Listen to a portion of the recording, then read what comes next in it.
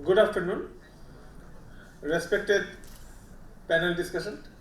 First, I would like to thank Professor Bholanath Datta sir for arranging such a grand occasion, because this is also social entrepreneurship.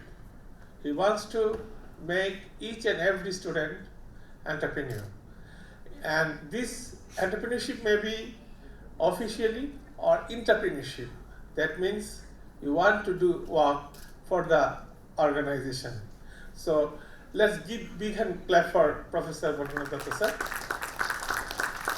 Respected session chair, and also I want to thank New Horizon College for arranging timely this program.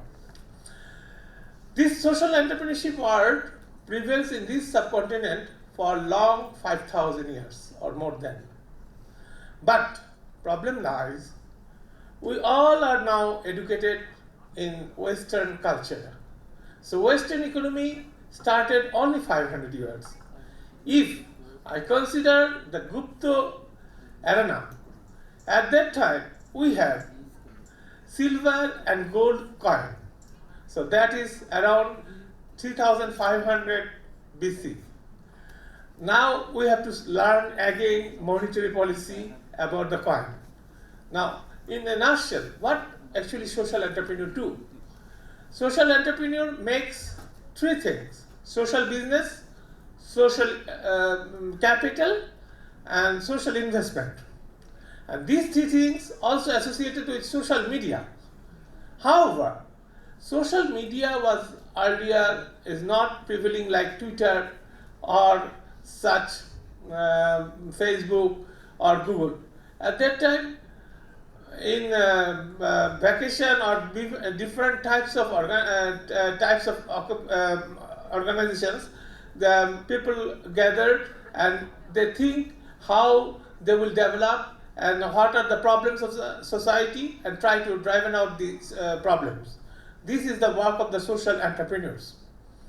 Now, this social entrepreneurship becomes buzzword, and it is two part. One is called technological innovation, another is disruptive innovation.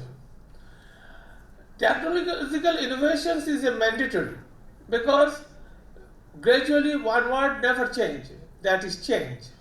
So with due time span, the new classicals considered technology as a constant factor, but I do not consider technology as a constant factor.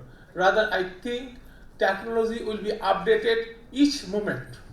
What I am telling now, 10 seconds after, it will change. So this change is a very fluent and very vital concept. Now question arises, how it associated with economic development. When we say that economic development does not mean anything. It means social welfare of the human being. If you want to develop the people, if you want to give them at least human dignity, then social entrepreneurship automatically works, because it has three purposes. One, self-esteem, self-ignorance, and self-dignity. I want to thank my guru of India. He wrote a book in the world of corporate managers. Another book, Management of Women, Sharu Rangekar. He told that motivation has three factors. One, self-identity, self-dignity, and self-responsibility. And this is more vital than XY theory or Z theory or need one theory. And what happens? Social entrepreneurship actually make the people betterment for the society. At the same time, it also has some curses. I do not like to say in this way what Schumpeter said, creative destruction. But if we consider, due to misuse of social media, women are nowadays in a bad position sometimes. I think these will temporary. In the long run, women will be more powerful and the society will be groomed up with new horizon, and there will be vertical and integration in the society and social level. And when you see economic development, empowerment of people does not come from how much wealthy you are, how much you can contribute in the society or in the family level as a decision maker. That is the most vital power. And if you are powerful, if you can take proper decision in the right time, then the society will be benefited. And we all know there are three types of people. One is risk taker, another is risk averter, another is risk neutral. So risk taker means gambler. These are 5%, and 85% is risk averter, and 10% is risk neutral. So what we want to see, that the society is progressing, and as well as social entrepreneurship is also getting momentum. The most important thing, creation of employability and social entrepreneurship, if properly developed, nurtured by each country, not only government, but public and private partnership as well as foreign partnership, then dependency syndrome on the job, it will be reduced dramatically.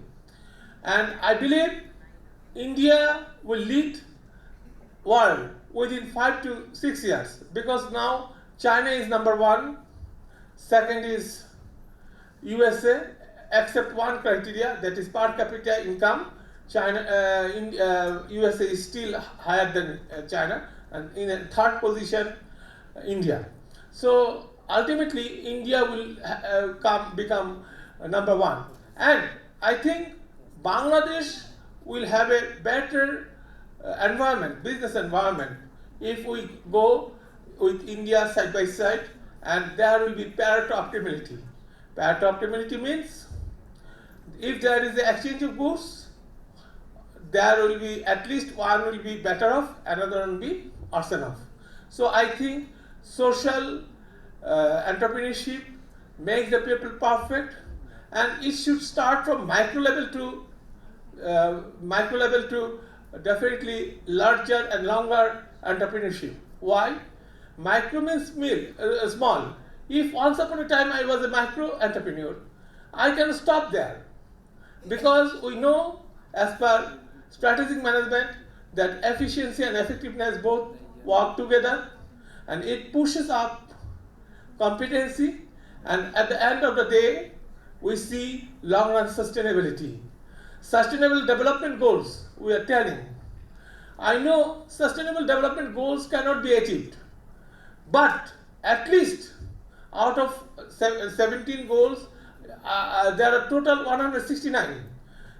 At least two subsets of each goal. That means 34 can be achieved. Then people's living standard will be in a better off. That is the most important thing. Another thing, we should not forget the word demographic dividend. It is not for us, not India, not Bangladesh. Yes, we can attain demographic dividend. When? If India or Bangladesh can send people at least 40 to 50% outside the country, where there is a huge